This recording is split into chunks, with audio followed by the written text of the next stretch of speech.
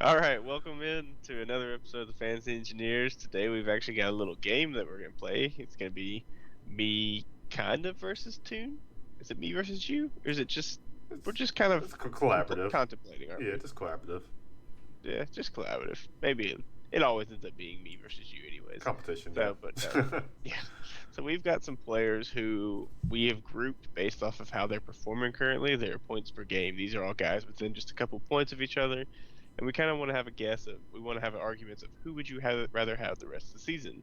To be a little bit fun, we've got some matchups I've picked out. Some of them are a little personal because they're on our respective teams, and then some other guys that maybe are fringe waiver players that it will help you make a decision as to whether or not to keep them, which one to roster, and maybe for trades. Uh, so you ready to do this, Tune? Let's get it. All right. So the first one we're gonna bring up is Domantas Sabonis versus Joel Embiid. How did I know you were Uh, gonna bring that up first? yep, you knew I was. I rostered Sabonis this year. You rostered Embiid. Embiid was actually my pick for real MVP going into the season. He's had some setbacks already, and Sabonis has been kind of off to a slower start. His points per game and his assists are nowhere near what they were last year. So between those two guys, where are you leaning to start off the rest of the season? I mean, I'll be crazy if and I can't believe I'm about to say this, but I'll be crazy if I didn't say Sabonis. Um, Wow, even thank you, even with thank you. Sabonis was somewhat of a lackluster start. I mean, it's nowhere near Embiid. With the concern, Embiid, you're having to deal with the injury risk of him sitting out, resting back to backs. Now he's dealing with COVID. Um, so all these different things. But with Sabonis, his biggest factor was coming in with a new coach. They got Rick Carlisle to the Pacers, so he's had to deal with a new coach. He already played with LeVert last year, so he had an idea with him. He's been playing with Brogdon, so he's pretty much doing what he typically does, gets double doubles with a little bit of assists on the side. Not as much as in the previous years, but he's still performing to the way he has in the past. But Embiid, on the other hand, he's been real reluctant to get in the paint. He's been shooting a lot of jump shots this year, and it's really been kind of leading me the wrong way. So hopefully, it might be the kind of like an AD thing to avoid injury, maybe not go battle against any other bigs. But honestly, that kind of disappoints me because I was hoping he would be a dominant, 30 and 20 guy this year. But it's still 11 games into the season. There's time for him to turn it around. But I have to lean towards Sabonis on this one. Yeah, and the thing is, I still think Sabonis' ceiling could be higher. Like I said, his assists are way down from last year. His hustle stats are still pretty good, and his scoring is kind of down. It seems like Rick Carlisle doesn't like to run the offense through him as much as they did before. I think Nate McMillan was their coach last year, right? But he gives Miles Turner a little bit more opportunity. Miles Turner was almost a waiver player last year in a lot of leagues. This year he's really rosterable, so they seem to be spreading it a little bit more evenly. They run less of the offense through him. He does take more threes this year, which, depending on your format and in points league, it can help or hurt. If he's making them that night, it's great. If he's missing them, that's just points off, and he's not a fantastic 3-point shooter.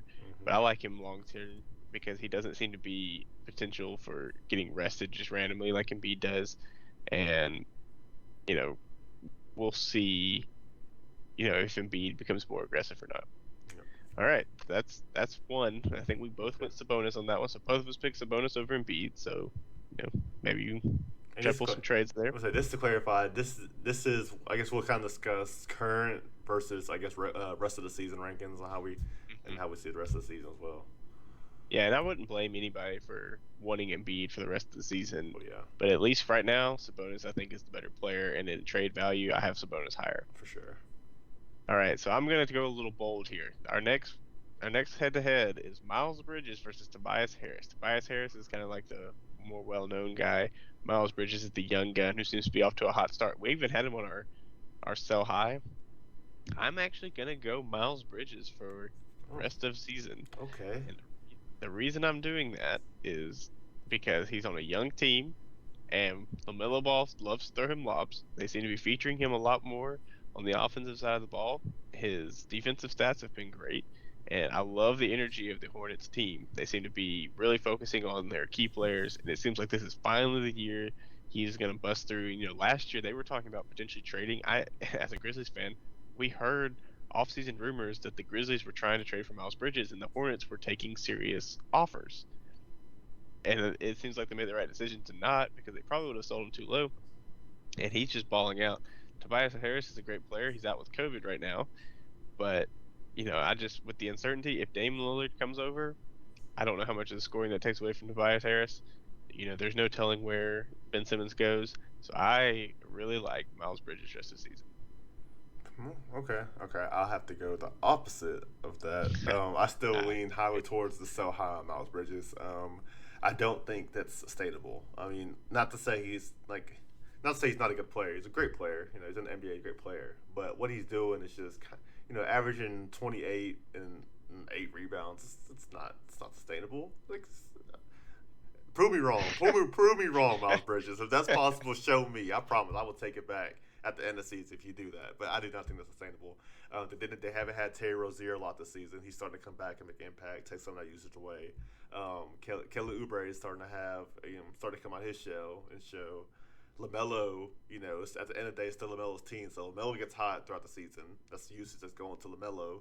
So don't forget that Gordon Hayward. So they have depth at the forward. I know Miles Bridges can play the power forward too, but I just don't see him be able to perform at this level throughout the whole season. I mean, that's just me.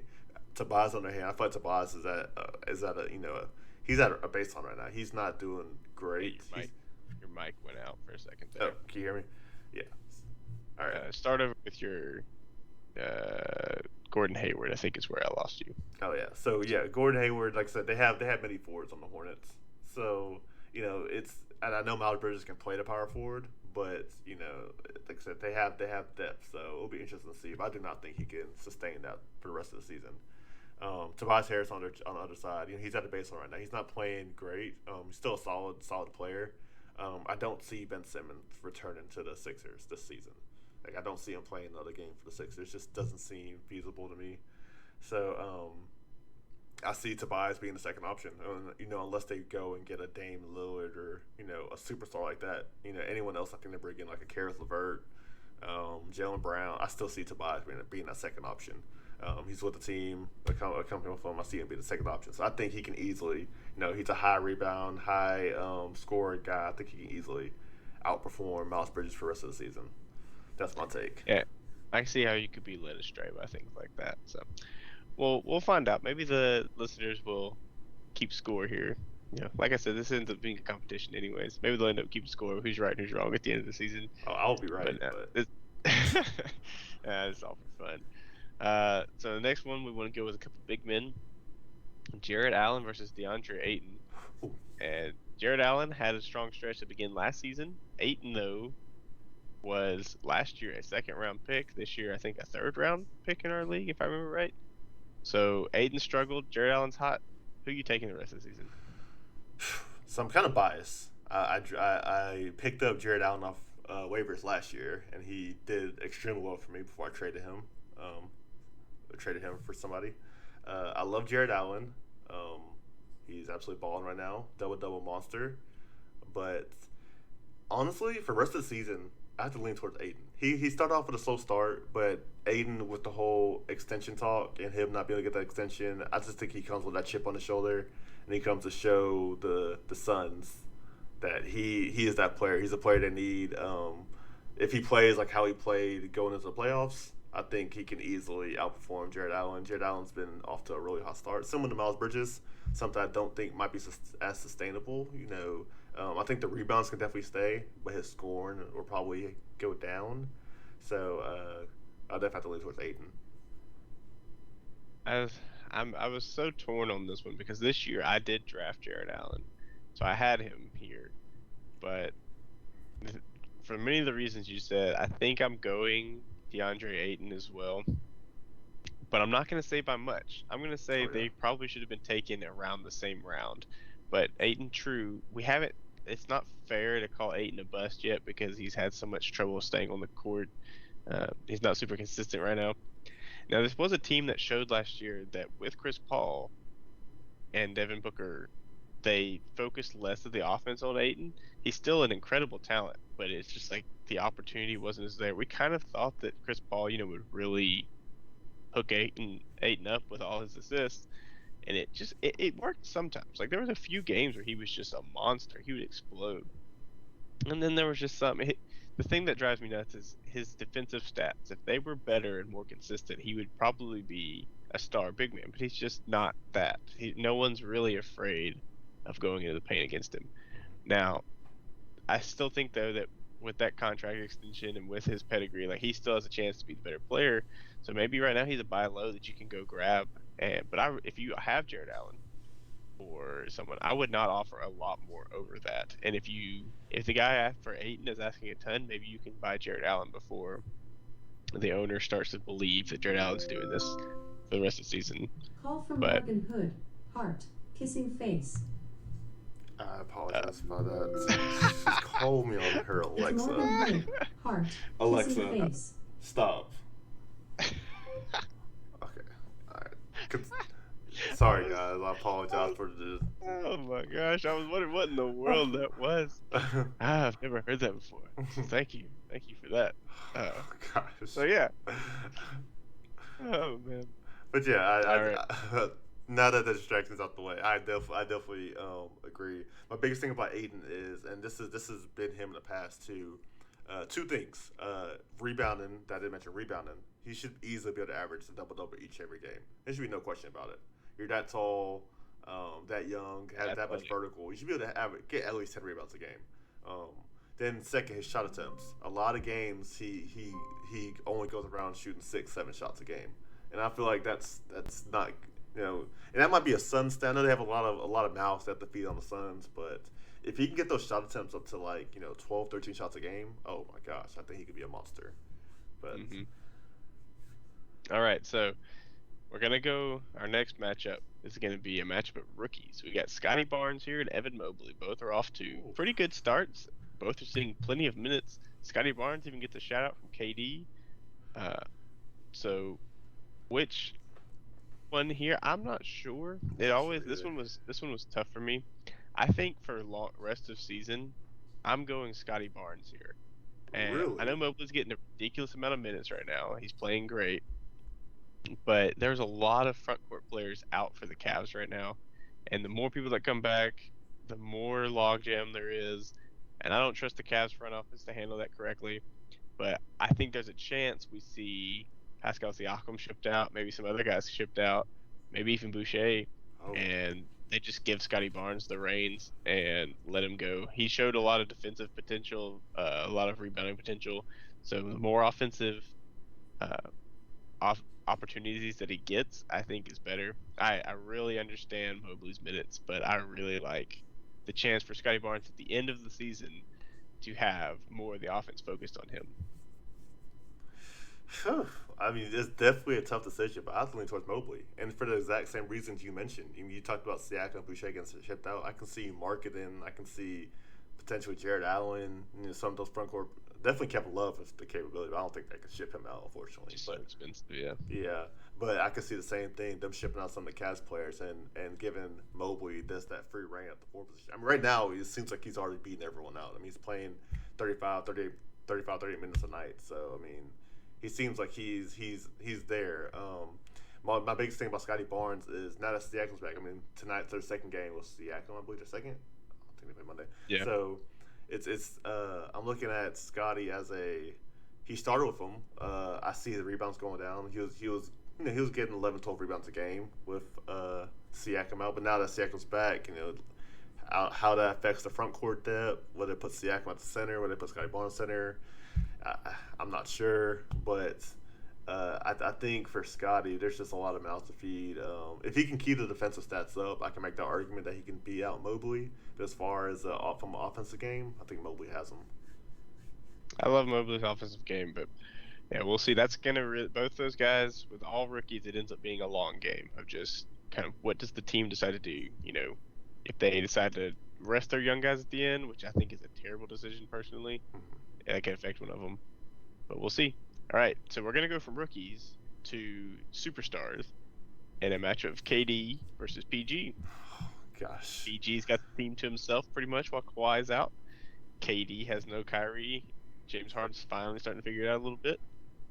Where you going here? Well, if y'all don't know already, this is the trade that we made. I drafted PG this year with my first pick, pick 9, and he picked 10, and Yeah, I picked 9. I he drafted drafted KD. KD at pick 9. So honestly,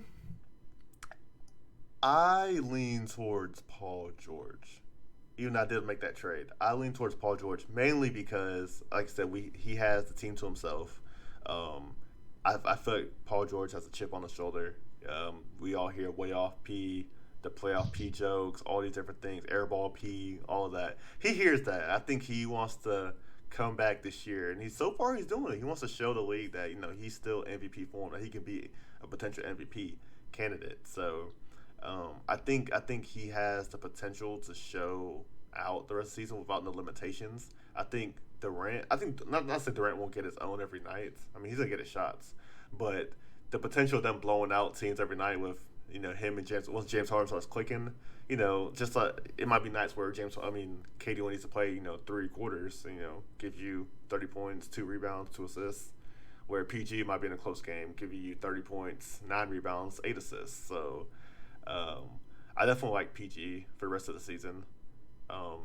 Mainly if the Clippers can stay relevant. I think if they do end up getting blown out, they do maybe start load managing PG. But if they can stay relevant, I have PG rest of the season. Yeah, this one was tough because I think KD's having to carry more of a load on this team than he thought he was going to have to. I think he thought Harden was going to carry more for him because he started off really great and they were still losing. And then it seems like Harden started figuring out, they started winning more games, which is good. But he's still playing really well. The thing I like, if I had to pick one rest of season, I'm going PG as well. I think just because for the reason you said, the Brooklyn Nets showed up a propensity for resting. I know the Clippers do too, but the Clippers are fighting for more of a playoff spot than it feels like the Nets are. And I really like how PG stuffs the whole stat sheet.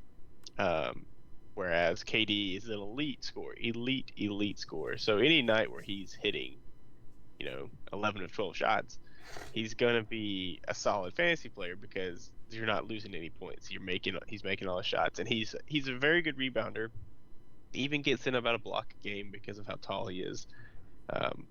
But his assist game is usually not great. Sometimes it creeps up there, but that's usually Harden's area. Mm-hmm. So I really like how PG has a bigger role in the entire offense. So I think these guys though could finish one spot behind one another. This is why we made the trade. The trade for me was strictly about schedule. So we'll see. Hopefully both these guys stay healthy and we actually get to see a solid season for both of them. So for my last, I wanted to kind of do like a little bonus round here for our last matchup. It's going to be a 3-man matchup. And these are guys who could be on the waivers. You could be thinking about it. That's Josh Giddey for the Thunder, rookie, Jordan Poole for the Warriors, and Tyrese Maxey. All these guys have potential for a lot of usage in the future. They have a potential to fall off. There's just a lot of questions. So if you had to pick between these 3 guys, let's try to do a ranking 1, 2, 3. Which one would you rather have now? Which one would you rather? Let's do like a start, bench, and a drop. Oh, start, bench, drop. And this I'm gonna do one for right now and the rest of the season. Okay. So right now, with all the complications going on in the league, 100% is Maxey. To me, Maxey is my right now start Maxey. My bench is tough. It's tough. My bench would have to be Giddey. So you're gonna cut Jordan Poole. And Interesting. I'm gonna cut Jordan Poole. It's mainly because I just see the games where he's not hitting shots, and I see his value drop off a lot. And I think that's huge for him. So he's really relying on him making shots. He doesn't really contribute in many other categories, which is really scary for fans. We see that a lot from like Klay Thompson, all these different players who just shoot. So I definitely have that. But for the rest of the season, I have Giddey as my number 1. As my starts, mainly because on the Thunder, his opportunity, what he's doing now, should be, there's no limitation on what he'll have in the future. Where Poole and Maxey have potentially, I don't think it's gonna happen, but Ben Simmons potentially coming back, and then all all the other Sixers players coming back, as well as with Poole, he has Klay Thompson coming back. So I'll go start Giddey for the rest of the season, and then second will be bench Maxey. Just because I don't think Ben Simmons is going to come back. I think he'll be a solid point guard option for the rest of the season. Then I'll have to cut Jordan Poole still. I'm sorry, Jordan Poole. Just not my guy. Just not my guy. Just really showing no love for Jordan Poole. How concerned are you, though, that Maxey is a piece in the Ben Simmons trade and goes and becomes a bench player somewhere? I don't think he would go and be a bench player somewhere, honestly. I think any person... I mean, it would have to be one of those superstar trades like Dame, though. Because the thing is, if he got traded for Dame... I find that's the thing. If he gets traded for, I think him going to Portland would be the toughest decision, because I think that'll be the only place where he would have to become a bench player because he'd be going with Ben Simmons. But I feel like any other piece, I feel like he'll be good if he did in that trade, even if he goes like say the Pacers for example. I feel like he'll still be a solid option, but yeah, that'll be interesting. Yeah, so I think the only difference in our rankings is that if I did mine right now, my start would be Maxey, my bench would be Poole, and my cut would be Giddey right now. I really like Jordan Poole's role in the offense, and that really makes me nervous for later in the season. So I honestly think my start would be Giddey for the rest of the season. My bench would be Poole, and my cut would be Maxey. Interesting. Okay. Even with Klay Thompson coming back. Yeah, I really think that they've been looking for they've tried a lot lately to find a guard to fit into this lineup with them. And so I think that I could see them really liking Klay Thompson at the small forward position. And because, they always want to shoot more shots. So Draymond Green would go to the center position. And then we got Wiseman coming back too. Yeah, see, that's the thing. Last year. We'll see how they want to do it. They really like a spacing team, and he just didn't seem to fit it. It felt like if their closing lineup would still be Draymond at the 5, and unless Wiseman comes back and just absolutely dominant and can shoot the 3 better than he did last year, shows floor spacing, then maybe Draymond's at the 4. But I feel like Draymond would be at the 5, and they want more shooters, which would give Poole an opportunity to play. I don't think his scoring will stick with where it is, but I still think he has the opportunity to be a solid contributor on a team that shoots a lot, and especially with the defense really being drawn by Steph and Klay, it'd give him some open shots. That's just me, though. We'll see. I mean, we've only got, a little over a month until some of these questions are answered, because Klay will be back in a little over a month. We'll see Tobias back. Embiid should be back, so we'll figure out how Maxey plays, once the whole team's back with Tybull. So we'll see. But I think that was a pretty fun game. It kind of gives an idea of how to compare players, maybe to not value name over hype, or just so it's really comes down to you shooting your shot. Like in fantasy basketball, you win championships by shooting your shot. You don't ever do it by playing safe. You'll just have a mediocre team. So it takes some risk. I know some leagues that risk may cost you money or an embarrassing punishment, but sometimes you just got to do it. Yep, definitely agree. Let us know how we did. If there's any players y'all want to see us compare that we may have missed out on, drop in the comments. Let us know if y'all enjoyed it, and I think that's is that it? You got anything else, Tom? Yeah, I think that's it. Yeah, Awesome. Just let us know if you have any other comparisons y'all want us to debate over. We'll drop them in the comments. We'll discuss them. But as always, thanks for tuning in to Fantasy Engineers, guys. We always enjoy getting to talk fantasy basketball points leagues with you guys. So hope to see y'all again soon.